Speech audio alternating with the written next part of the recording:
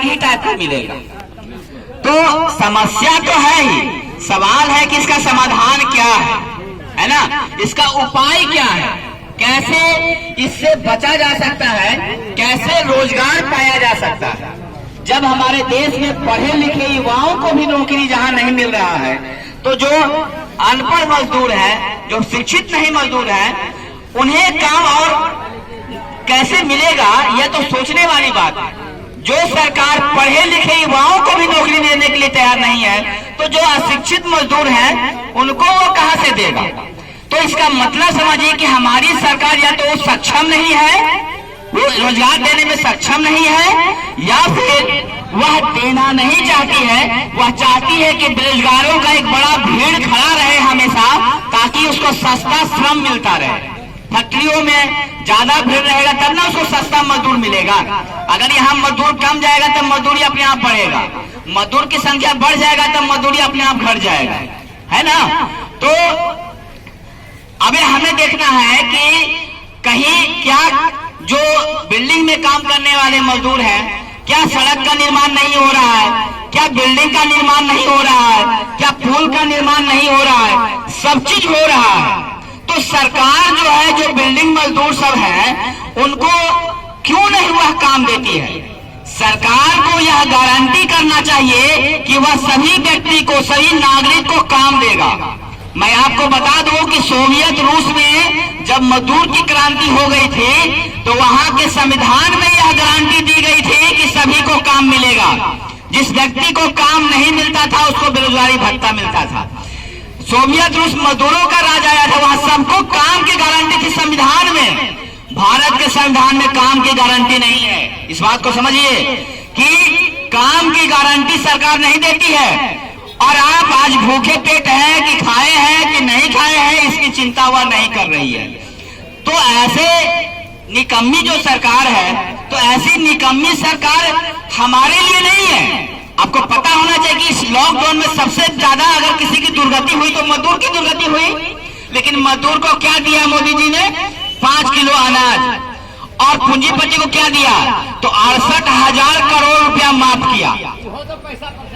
पूंजीपति का जो बकाया था 68,000 करोड़ रुपया, 68,000 करोड़ रुपया पूंजीपति का माफ कर दिया मोदी जी ने, और तरह तरह की सुविधाएं दी। अभी नया लेबर कोड लाया जिसमें पूंजीपतियों को कहा गया कि पूंजीपतियों को घाटा हो गया है, इसलिए अभी काम का घंटा बढ़ाया जाए, यानी 8 से 12 घंटा कर रहा है। काम का घंटा जो है वो 8 से 12 कर दिया जा रहा है।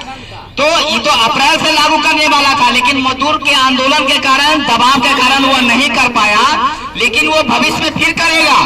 तो इसलिए मजदूर को संगठित होना पड़ेगा। इसका उपाय यही है। हम लोग कहते हैं ना कि एकता में बल होता है। ये अंगुली कमजोर है, लेकिन ये मुट्ठी बन जाएगा तो ये ज्यादा ताकतवर बन जाएगा। तो आप अभी क्या हैं? अभी आप अंगुली हैं, एक एक व्यक्ति हैं। यहाँ पर इनको कोई मारने लगेगा तो आप मुंह देखिएगा कि हमारा आदमी थोड़ी है, ये ना इनको ना मार रहा है, हम क्या करेंगे। तो ये उंगली है, लेकिन जब ये संगठन में आ जाएंगे तो हम ये अकेले नहीं होंगे, फिर हम 4 लोग इनका साथ देंगे। तो एकता में रहने का मतलब यही हुआ। ठीक है, बाद में तो कहने का समझिए, बात को समझना चाहिए, है ना। हम लोग बात को समझाने के लिए आए हैं आपके पास। तो एकता में रहिए, सबसे बड़ी ताकत होता है एकता। किसी भी ढंग की लड़ाई एकता से ही लड़ी जा सकती है। किसी साथी को कोई अगर डिस्टर्ब कर रहा है, कोई मार रहा है, कोई पीट रहा है, तो कौन बचाएगा? अगर हमारा साथी यूनियन में रहेगा तब ना हमको अकेले माने एकता का फील होगा कि हमारा आदमी है, हम इसको बचाएंगे।